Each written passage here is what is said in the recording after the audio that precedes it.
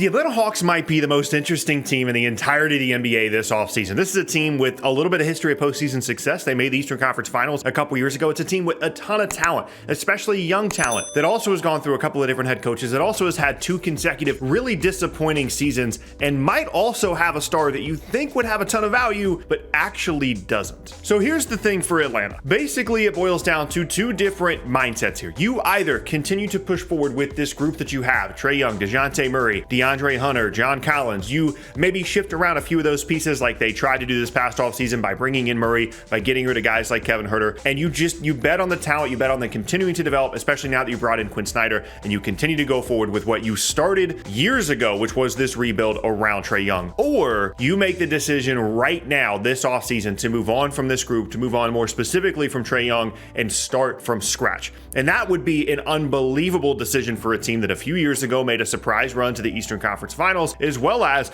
looked like one of the better up-and-coming teams in the league at the time of that conference finals run. However, there are a couple of really limiting factors here for Atlanta in terms of what they can actually do this offseason, which I think makes them so interesting. The first is the DeJounte Murray trade from last offseason and some of the future picks that they do owe to San Antonio. It's not a massive amount of future first-round picks. It's not, necessarily all their own first-round picks, but it is something you have to keep in mind when you're a team like Atlanta that has given up the last 5 to 6 years of your franchise to try and tank at certain points, and then obviously the last couple of seasons have been disappointing. When you do all those things and you give up that many years of potentially being at least a decent team, to then reset once again when now you owe future picks to another team is not going to be an easy sell, especially when you're a GM or a coach in this standpoint that really would like to keep their job and continue to grow. The other limiting factor here, and I think the most interesting part of all of this, is if you decide to make a move this offseason, which I don't think is far-fetched at all when you look at how this roster's performed the last couple of seasons. If you make that decision, does anybody actually want Trae Young? And that might seem like a crazy statement to a lot of you guys, given his production, given the fact that he's at times an all-NBA caliber player, still such a young player, a guy that Atlanta just re-signed to a Supermax contract. However, let me make the case for teams not actually being excited about trading for Trae Young and thus Atlanta not getting a ton in return for him. You first and foremost, every time you have a conversation about Trae Young, you have to talk about his size and his defense. He's arguably the worst defender in the entire league, certainly the worst high-minute defender in the entire league. Of guys that play 30, 35 minutes a game, Trae Young's the worst defender in the league. He's small, he doesn't give a ton of effort, he's basically non-existent defensively, and once you bring in someone like Trae Young, Atlanta has been dealing with this for years. Once you have the small guy that can't guard, that's the only one you're allowed to have. You can't build your team any other way if you want to try and be competitive at a championship level than by bringing in a ton of other guys that can guard and can shoot, and everything is about the small guy. Everything is about him as a creator. Everything is about him having the ball all the time, and everything is about building around him defensively so that you can hide him, because he's so bad and he's so limited defensively in terms of his size that you can't afford to have another negative defender on the floor around him. And that has been arguably the biggest issue with this rebuild for Atlanta, is everything has been about Trae, and he's an unbelievable offensive player. They've had years where they've had one of, if not the best offenses in the entire league because of the creation that Trae Young provides, but that also limits the roles of the other players offensively. And in order to build a competent defense around him, everything has to be about him, which makes it a pretty difficult sell to another team. Not to mention the fact that there aren't a lot of teams that necessarily need a perimeter scorer on the level of Trae Young if they're not also a plus defender. Scoring has never been easier in the NBA. Teams have never had as easy of a time finding guys that can score 20 points per game, that can be efficient in the pick and roll. It's not a difficult thing to find. Now, yes, Trae Young is an exceptional talent, especially as a passer and as a playmaker, and he's on a different level than, for example, someone like Jordan Poole in Golden State, where you have these guys it's relatively easy to find that can score. But it's not such an increase in value offensively that it makes up for how limited he is defensively. And really, he falls in that middle ground, almost like a better version of what D'Angelo Russell has been since he made an all-star team in Brooklyn, where he needs the basketball to be efficient, to be a productive player. He has to be involved and heavily involved offensively as a playmaker to necessitate being on the floor as much as he is because of how talented he is. But he's so bad defensively that a lot of those positives you get from him on offense are really taken away defensively. And then you're taking away opportunities and rhythm from everybody else on the floor, and having to build solely around who they are as a player is really limiting to the rest of the roster. Now, having said that, it is really easy to say all the negative things about Trae Young, and I think it's really easy to make a case against trading for him, but he is still an unbelievably talented player, and he's still a young player. And I think in a different setting, maybe if he reeled in his shot making, his shot selection a little bit and his shot creation, I think he could still be a really, really helpful player to a lot of teams around the league. It would just have to be the right situation. Like maybe Utah trades some of the assets they traded or they got in exchange for Donovan Mitchell, not all of them, but some of them, and they basically replaced Donovan Mitchell with Trae Young, but they get some extra assets as well, and then they have a perimeter shot creator.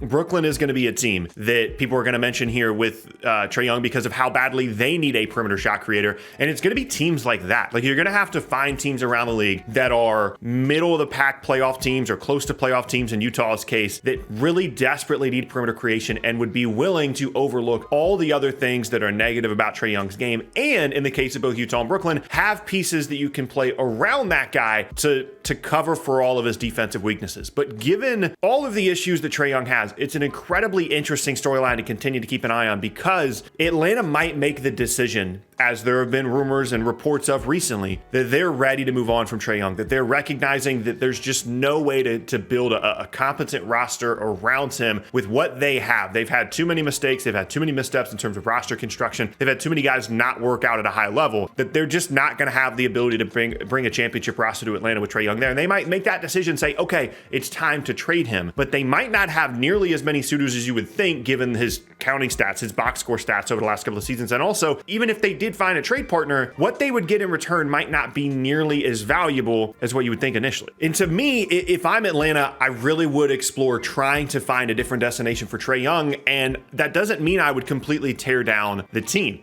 I'd want to try and get some draft assets back in exchange for Trae Young, maybe some young players, whatever the case may be. And I think DeJounte Murray is still a really, really good fit there in Atlanta. And there are times when Trae Young isn't on the floor, when you've got Murray and Bogdanovich and Hunter and Collins and Capella and Okongwu, and you've got some combination of those guys on the floor where the ball's moving a little bit. Everybody's involved. You've got multiple playmakers, multiple creators, and there's some good stuff there. DeJounte Murray, just based off his size and his wingspan and his length and all these different things, is just a much easier player to build around, even if he isn't as talented offensively as Trae, even if he isn't as gifted as a passer and a playmaker as Trae. The stuff that he brings defensively is just so much easier to build around that if you were able to trade Trae Young, for example, to Orlando for draft compensation, a young pick, whatever, or a young player, whatever the case may be, and you can still kind of middle it where you're not giving up a ton to San Antonio in terms of these future picks and what those picks end up becoming, and you have a little bit better of a ceiling, maybe be a 50-win team once you have Murray and some other pieces really all clicking collectively together. Now, the other option here, of course, is to continue to do what Atlanta's tried to do the last couple of off seasons, which is make some moves around Trae and try and find that whatever buttons that they were pressing in that postseason run when they made the Eastern Conference Finals, where they were 2 games away. They were 2 wins away from making the finals. That's the kind of team that we're talking about here. And keep trying to find whatever that winning formula was. They tried to find it by trading away Kevin Huerter, by bringing in DeJounte Murray. They've tried to trade John Collins for years and have been unable to do so. But here's the problem with that mindset. You're really playing the results of that playoff run rather than maybe what the actual evidence shows you, right? So if you just pull it up on Basketball Reference and it says the Hawks made the conference finals, it sounds fantastic. But everybody that watched that postseason saw a team that, yes, shot the ball really well, was incredible offensively, but also